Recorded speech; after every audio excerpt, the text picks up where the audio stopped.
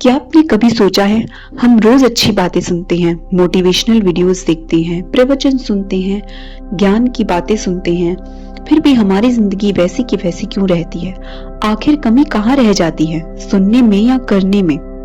आज की ये कहानी भगवान बुद्ध की है, जो इस सवाल का ऐसा जवाब देती है जो आपकी सोच को पूरी तरह बदल देगा।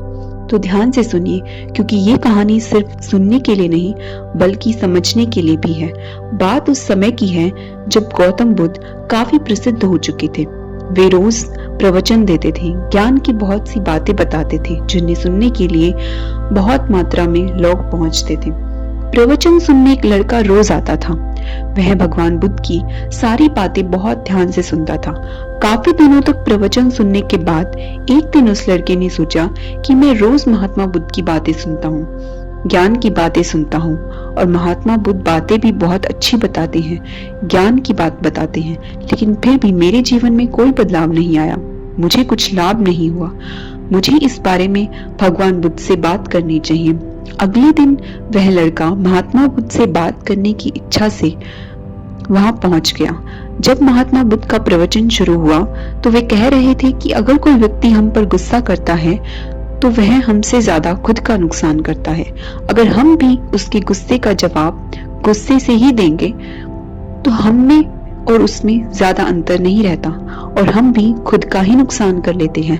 महात्मा बुद्ध की ये बातें सुनते ही वह लड़का खड़ा हो गया और कहने लगा कि तथागत, मैं बहुत दिनों से आपकी बातें सुन रहा हूँ, आपके प्रवचन सुन रहा हूँ, लेकिन मेरे जीवन में कोई बदलाव नहीं आया। मुझे तो प्रवचन सुनने से कोई लाभ ही नहीं हुआ। महात्मा बुद्ध ने अपने प्रवचन बीच में रोके और उस लड़के की बातें सुनने लगे। जब उस लड़के ने बातें करना बंद किया और जब वह लड़का चुप हो गया तो महात्मा बुद्ध ने उससे पूछा कि तुम कहाँ रहते हो? लड़के ने बोला, मैं श्रावस्ती में रहता हूँ। महात्मा बुद्ध ने उससे पूछा कि श्रावस्ती यहाँ से कितनी दूर है? तो लड़के ने जवाब दिया और फिर महात्मा बुद्ध ने फिर उससे पूछा कि तुम श्रावस्ती से यहाँ तक कैसे पहुंचते हो? फिर लड़के ने उत्तर दिया कि मैं पैदल आता हूँ, कभी कोई सवारी का साधन मिल जाता है तो उससे आ जाता हूँ। महात्मा बुद्ध ने उससे फिर से एक प्रश्न पूछ लिया कि क्या तुम यहाँ बैठे बैठे अपने घर पहुंच सकते हो? यह सुनते ही लड़का और वहां पर बैठे सभी लोग हैरान हो गए और महात्मा बुद्ध की तरफ देखने लगे। लड़के ने कहा कि ये कैसे संभव है? मैं बैठे बैठे कहीं और नहीं पहुंच सकता, इसके लिए तो मुझे स्वयं ही चलकर जाना होगा। महात्मा बुद्ध ने कहा कि तुम्हारी बातों में ही तुम्हारे प्रश्न का उत्तर है। सत्संग सुनने से तब तक कोई लाभ नहीं होगा जब तक कि तुम उन अच्छी बातों को, उस ज्ञान को जीवन में उतार नहीं लेते। जब तक तुम अच्छे काम नहीं करोगे, इच्छाओं का त्याग नहीं करोगे, बुराई से दूर नहीं रहोगे, जब तक तुम्हारे जीवन में कोई बदलाव नहीं आएगा, जब तक तुम प्रयास नहीं करोगे, मेहनत नहीं करोगे, तो तुम्हारे जीवन में कोई अंतर नहीं पड़ेगा। सिर्फ प्रवचन सुन लेने से, यहाँ आकर बैठ जाने से जीवन में कोई बदलाव नहीं आएगा।